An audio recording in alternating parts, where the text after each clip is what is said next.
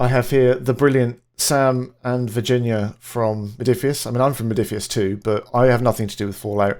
They do. Why don't you guys tell us what you do at Modiphius and what you do or did with Fallout, which is more important. Sam, do you want to go first?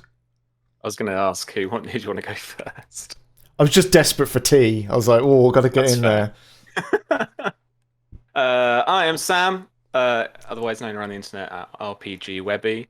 I am the head of product at Modiphius Entertainment, so I oversee the kind of product management team, and it's our responsibility to get products out the door and into your hands, from development into distribution. So, my portfolio is vast in that I have to help with everyone else's portfolio. So that's what I do. But I was rather selfish, and I had a little bit more input into this game because Fallout is one of my favorite video games, series of video games, really.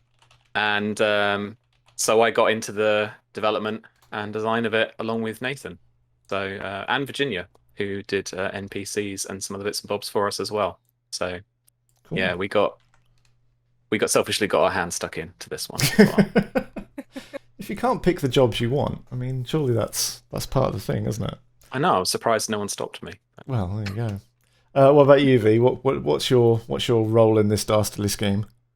Hi, I'm Virginia, otherwise known on the internet as Tabletop Horde, and I used to be a project manager for Modiphius.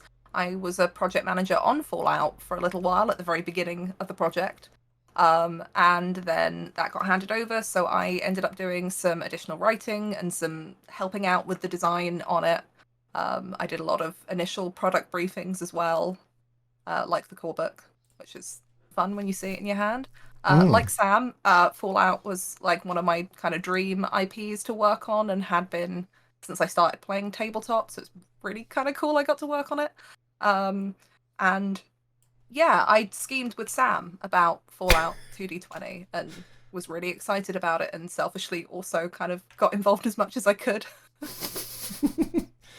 Right, so then, without any more nonsense from us, let's do the QVC part of things. We'll have a quick run through of what you can get and what you might not know about them. So we'll try and maybe like sell it to you in a non-corporate way. Can we do that? I don't know.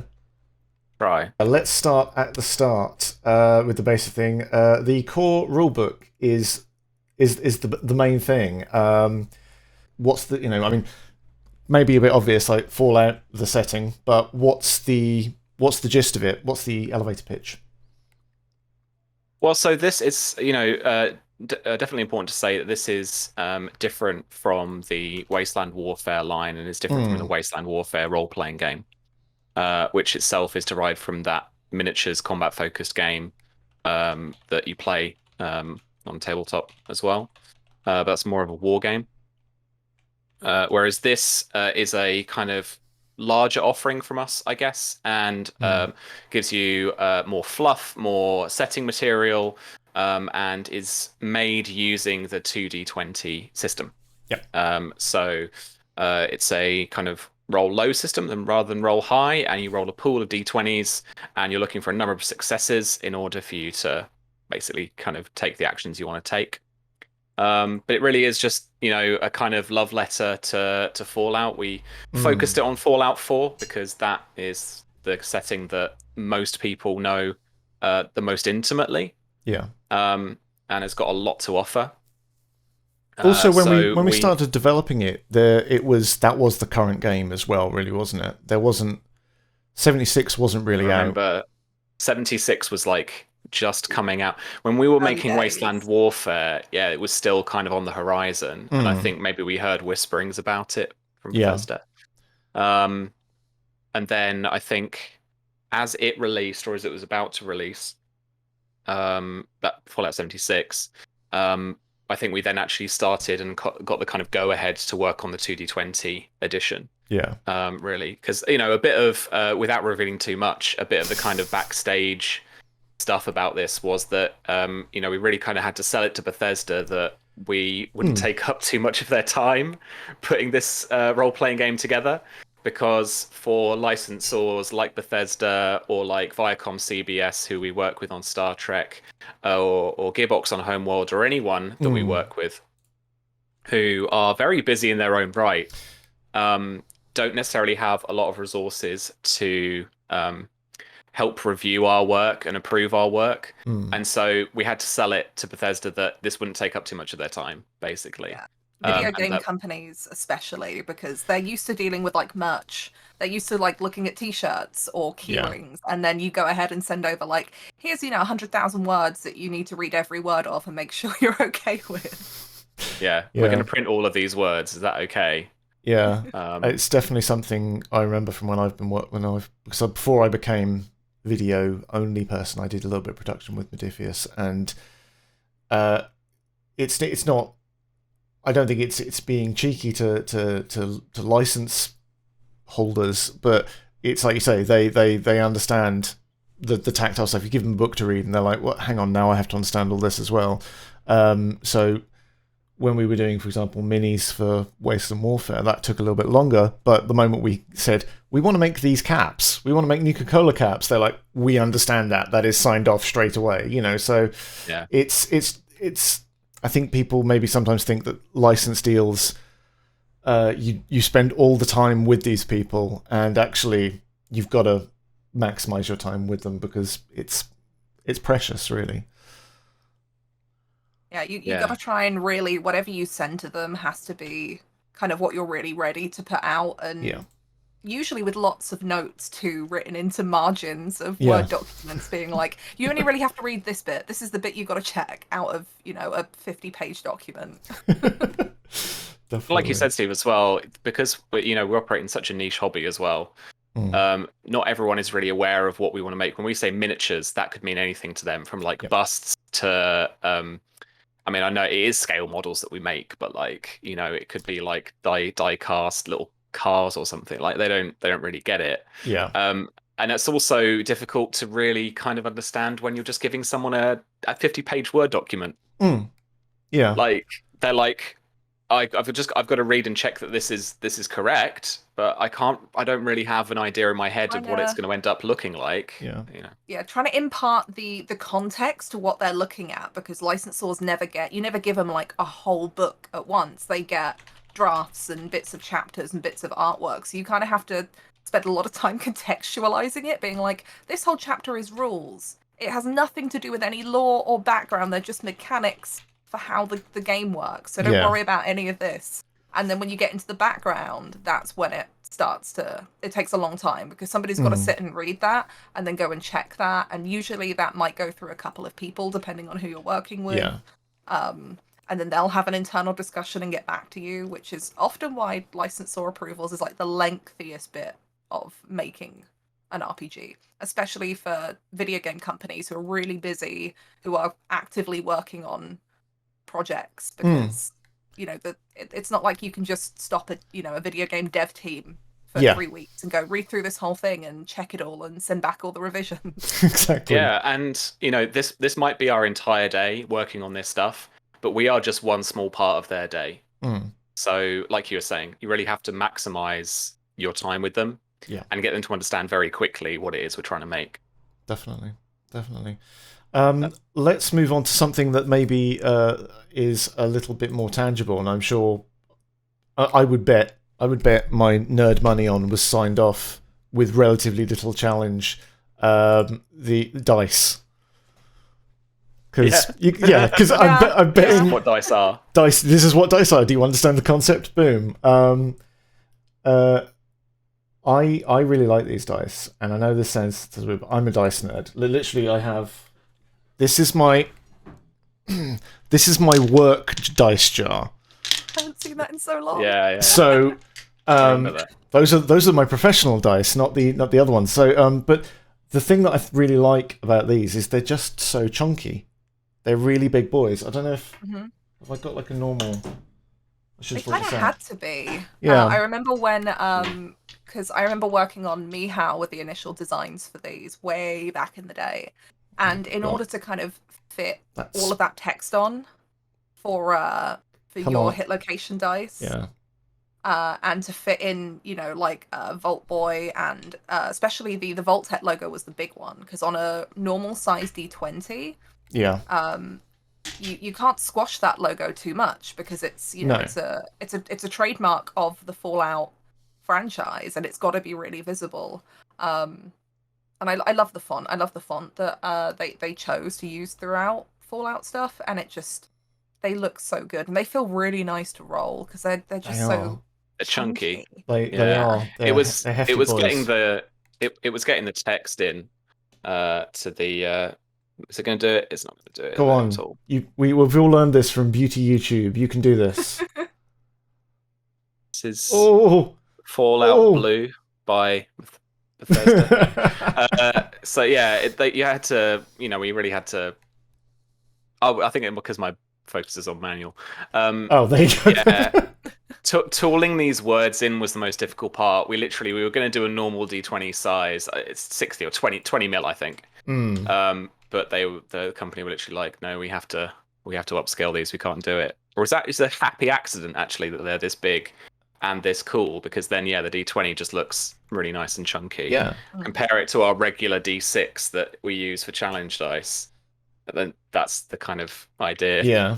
Yeah, exactly. I He was like showing them. the ones against the D20 as well. They're so easy to read. There are so many D20s out there where you physically I have to pick dice up sometimes to read them. So having chunky dice that you can see, and because they're so contrasting in the colors they use as well. Yeah. I think it's worked out really well overall. Definitely. Yeah, and they're usable as a projectile weapon, so that's always good. Next, Deadliest ninja star. Exactly. Next is the GM Toolkit. I don't have this. I don't know if one of you guys have a copy of it. I've got one as part of my GEC. Let me get that out. Okay, well, sneak preview of upcoming releases. Don't show the GEC off yet. This is I won't. I'll just. You've been messing with my slideshow. Toolkit comes with a bunch of bits. You get a character pad. You get a map of the Boston City skyline. There you go. You get some sheets of some kind. What are they? Weapons rules, rule summaries, punch out bottle tops. Bottle tops? That sounds like my dad. Bottle caps. Bottle tops. I haven't heard that since the 80s. So you get the rule summary cheat sheets. Yeah. Nice. So you get a couple of those for the table. Excellent. You got some nice punch out tokens of Nuka-Cola caps as well. So you got loads of these, so you can use them for a bit of cash as well, but you can also use these for action point tracking as well. Oh, there are also weapon rules cheat sheets. So you got 4 sheets in all. So you got 2 weapon rules ones, which talks about all the qualities and the damages and stuff.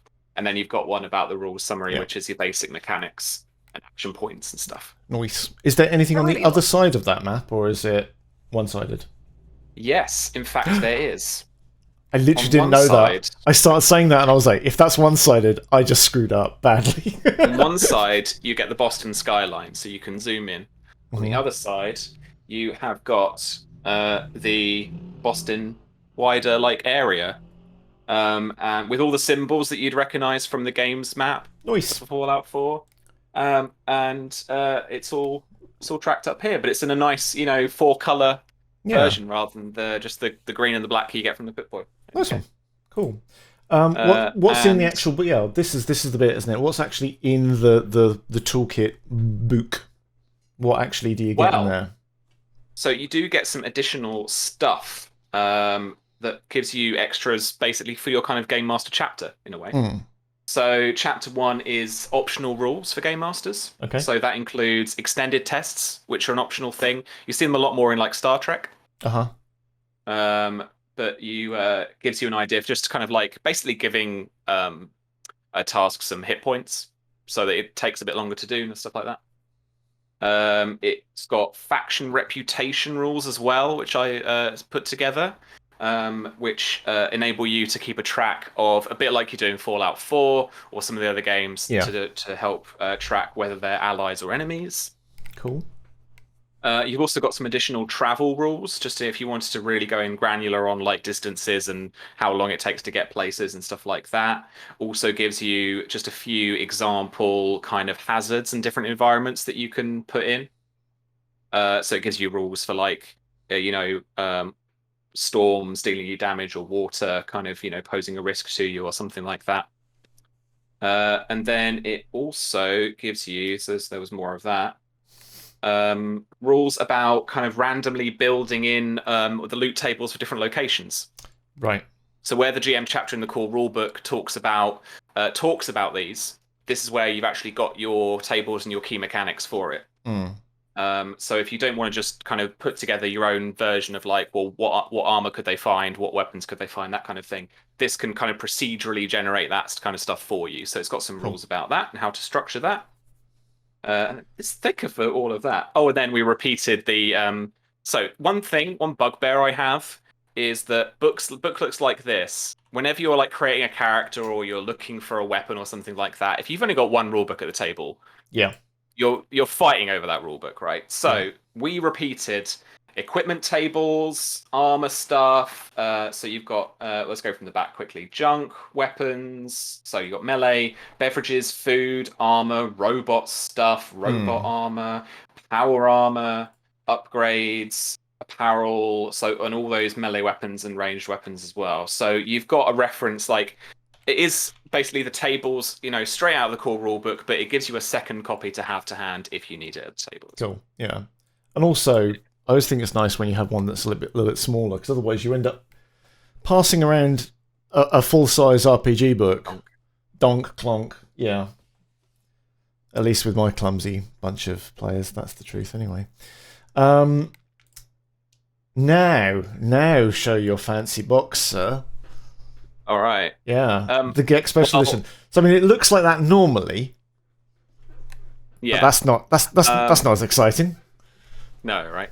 I remember actually we weren't sure exactly what to do with this, and then I came into work one day and V sat opposite, and I was like, I know what it's going to be. I know what the collector's edition has got to be.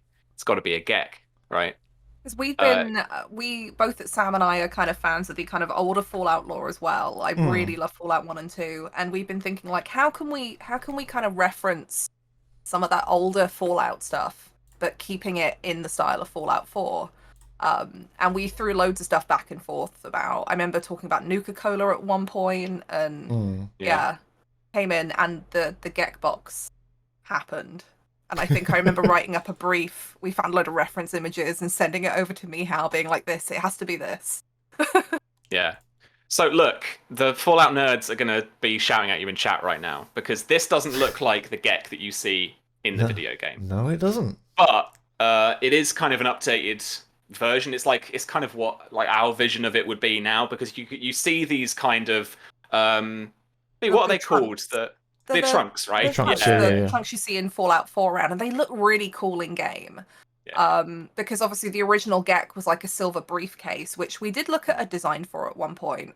And I think it just didn't end up being as visually interesting. But we did pull a call out to blue and yellow for sure. We did. There is a nice reference to the original design of the inside of the GEC. If Sam does the fancy reveal. So there's like a little magnetic. God, I can't get it open now. There's a little magnetic catch on the bottom of this, and then you open it up, and the inside has the kind of old GEC design, and then inside that, the tray is where all your stuff is. Stuff. So let me go through the stuff. Yeah. So not only do we have the box set as the actual collector's piece as well, we do have a collector's cover. Yep. So this is a debossed dark blue, and so Steph did a beautiful job on this. Stephanie Toro, the graphic designer, did like a vault door here that you can just see in the reflection of the light. And then there's some silk screen printing here for the yellow to give it a kind of vintage kind of look. There's a little bit of a deboss of the of like a little vault number that we made up. Not a vault number like a numbered vault, as in just a little serial number thing on the bottom here. And then you got some silk printing on the spine as well for the actual Vault Dwellers operation manual. So the idea being that this is the manual to how to use the GEC, right? But haha, joke's on you. It's the rulebook for the role-playing game. So. Lol. No secrets of the Garden of Eden here, unfortunately. No. Oh man. Yeah. So there's that. So you also get where am I? Okay, yeah. You also get the stuff I showed off for the for the GM Toolkit, and you get yourself a set of dice as well. Yep. And you get a set of the actual caps too that we make. Yep. As well as all of the tokens as well inside. So you've got like double your caps basically for your money. There's another shot of the special edition of the book. If you want another close look at that, that's not available outside of the Geck book. The back box set is it. There you go. The adventure in the core book that was written by Jonathan Fry involves a Geck as well. So it kind of that whole box kind of comes together. into it. You've got the Geck box with the kind of manual, Fantastic. and then the actual adventure itself kind of involves a Geck as well. Nice. I've forgotten about that actually. Yeah. Yeah, wow. I really like that adventure. It's so good. Coming to the so this is the real QVC part. Bundles. You like bundles? I got your bundles right here. So there's a couple of bundles you can get. These are all at discount. Probably we won't dwell on them too much because, hey, I'm too modest in English to boast about stuff. But what are savings? Get the Players Bundle, which gives you a core book and the dice. You can get the GM's Bundle, which is the toolkit, dice, and the core book. I don't know why I'm trying to remember this. It's on a screen in front of me. And you can also get the terrifying limited box set of Apocalypse, which is... Is that the table bundle you're talking about? That's the table bundle, yeah, which is the Geck. Yeah, so that gets you the Geck. It also gets you like another copy of the core book, like the standard edition cover. It gets you a couple more dice sets too, so you've got some to throw around to your players. That's the one to go for, really, if you want to go all in and you want the Geck as well. Like that's it. That's the one. Exactly. The extra And Minecraft Hammer, yes. These are literally limited edition. I know that we usually do like a collector's cover, or we know it's not really a limited edition, but we can have only just made like 2,000 of these, and most of them have gone. So if you are on the fence about getting it, you need to get in early. Is that anything to do with sort of production stuff with the pandemic, or is it just a choice we've made this time? Oh, it's mostly a choice that we've made. But having just kind of got them done, because parts of them are made in different bits of the world, and then they come together in Cornwall where we make our miniatures. And I've got to give a shout out to Martin and the team down there who did a fantastic job, despite all efforts to thwart them, of putting them together and packing them. So thank you very much for that. They are troopers down there. But to make any more, we would need to do another run of the boxes, and so that's months away, and that's then we've got to do at least a couple more thousand. So we want to make them special, and so we've only done 2,000. So if you want to get your hands on a Geck, a physical Geck, then you need to hurry up because they're going. The envy of all of your friends, whether they play role-playing games or not, because you know that any friend of yours that just plays the video games is going to be jealous you have this sitting on your shelf. So, preview coming attractions. Now, I was putting this together and I typed this. I was like, isn't this great? And then I realised I was possibly overselling this. So... It's going to be really, really disappointing, isn't it? What is this? The starters. Can't see the... What is this? It's a blank box with a starter set. It's a grey box. Because we have no art we can share, unfortunately. That's true. But we can tell you there is a starter set, and it is coming. What else can we say? That the adventure that takes you through learning the rules is actually linked to the adventure in the back of the core rulebook. It's kind of a prequel. Like a prequel. Cool. So if you play the starter set, the choices that you make there, if you then move on to the core book and run that adventure, there's some interaction between those, which you can see some fun little developments. And that adventure was also written by Don, because we got him to write both at the same time and said, we want these to link. So if you can find a way to make it so that the starter set adventure has some repercussions for the one in the core book, that would be really cool. And I can't wait for that to come out so I can run them concurrently, because they're really, really good adventures. Yeah. This is kind of one of the things we were saying earlier about working with working with a license is sometimes we can't tell you as much as we want. Just go work in the games industry, then you get to know the things. That's the only way to get around this. Sorry, guys. It's the only way to get the secrets that you can't tell anyone. It's awful when you're like, I'm working on a thing, but NDA says I can't talk to you about it. I remember just as we got the go-ahead to do Fallout 2D20, a friend of mine at a role-playing club was like, oh, the company you work for, they do the war game. Wouldn't it be cool if you could do an RPG? And the whole time I'm sitting there going, yeah, no, that would be really awesome, wouldn't it? Yeah. If we could. What are the chances? Stop asking me questions.